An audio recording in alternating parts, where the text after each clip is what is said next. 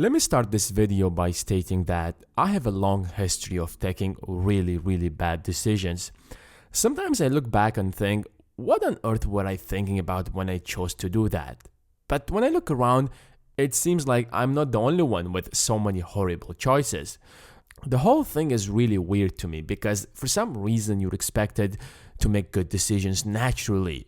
If you're a normal person without any brain damages, you should be able to realize the common sense. But let's be honest, common sense isn't always so common. It's only after you decide you realize that you messed up. You might do something dumb for various reasons.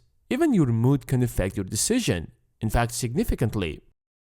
We are never taught how to make better decisions, not in school nor in college. Even most of our parents do not really teach us that.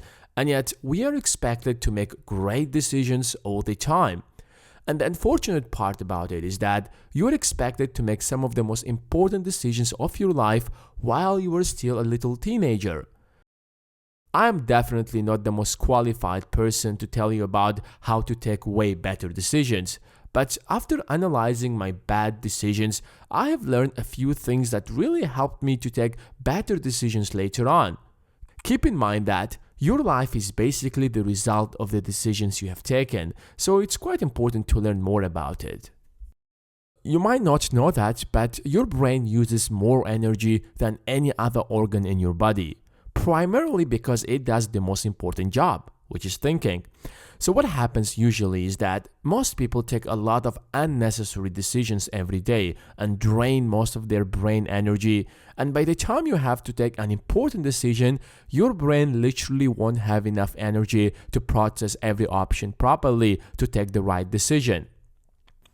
In fact, your brain will aim to choose the easiest option, which often isn't the best, and that's why common sense isn't always common.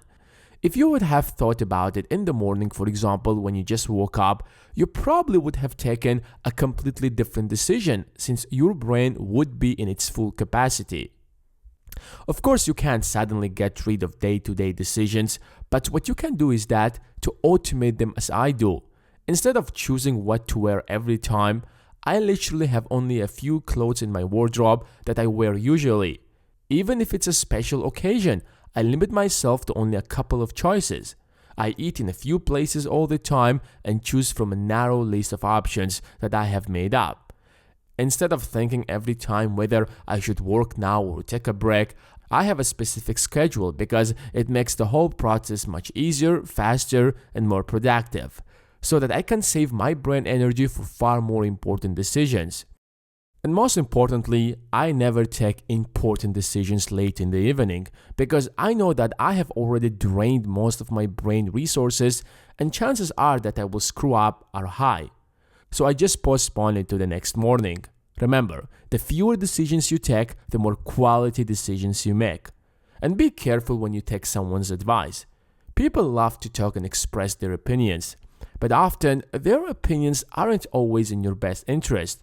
I'm not saying that you should be the arrogant guy who doesn't listen to anyone.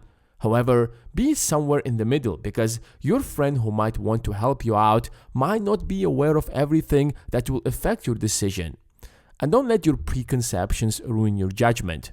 I mean, we all have some sort of opinions about everything, and usually they do not reflect the reality. So try to give every option a fresh look. That will make you much less biased. And if you want to make a good decision right now, then go ahead and hit the subscribe button. Anyways, thanks for watching, and I will catch you guys in the next one.